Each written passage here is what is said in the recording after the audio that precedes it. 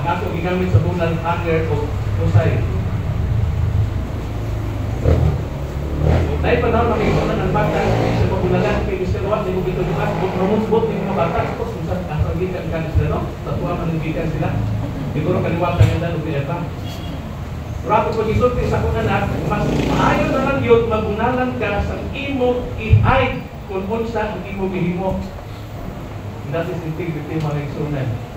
Dahil panahon mag-ilang ka, dahil panahon may mag-bring ka, basta nagbarong ka, kinsa ka, sa itong pinagbuhin. Do not hide the truth just to protect yourself from blame. Do not expose committee discussion if you don't have given the authority. Example sa inyong church board, ayaw isulti sa uban kung sa inyong i-aprobahan. I-aprobahan ninyong usa ka tao, tapos biling maayo na iyang madunggang inyong man isultihan. So that is integrity, mga isuon. Do not play being hero about somebody's promotion to the expense of those who vote against.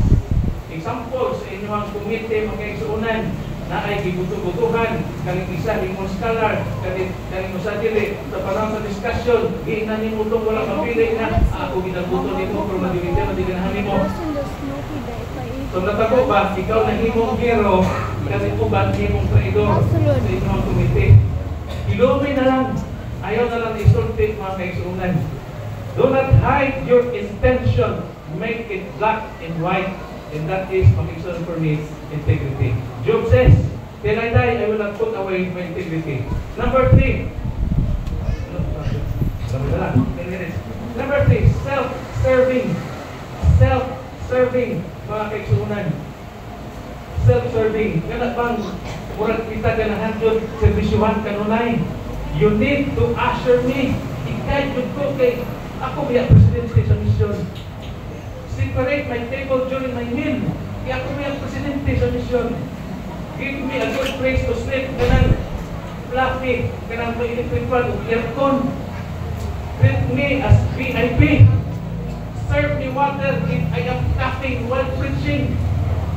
Kaya tubig ko. Sayop, pakisunan maghatag ng tubig. Sayop, ang sayop ka ng demand. Put my name in the program. Kung wala ko nga sa program, kumangat ko diya.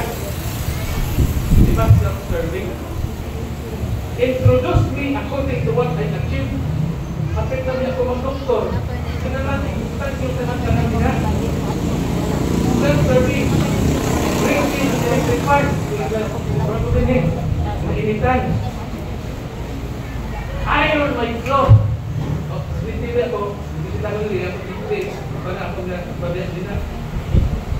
Tapos, usahan, give me ample time because my lecture is better than others and you need to listen. Kaya bang magwalita o magsulti tayo sa kung mag-lecture ko, kaya nag-ingat ko nga mamilaw mo, ikapoy niya pa rin sa sigikwan. Pero ang punto may kasunan ba? Biskan ang tao, din ang tama, ang dapat paminaw, din ang ikat, huktung, hindi mo, bahala malaunahan mo niya, huktung, hindi mo. Kung sa ikipay marami mo, huktung, hindi mo na, ginasatisfy niyo mo ko galingon kung wala di mo kinahuna-huna ang pagbati sa uban. That is self-serving.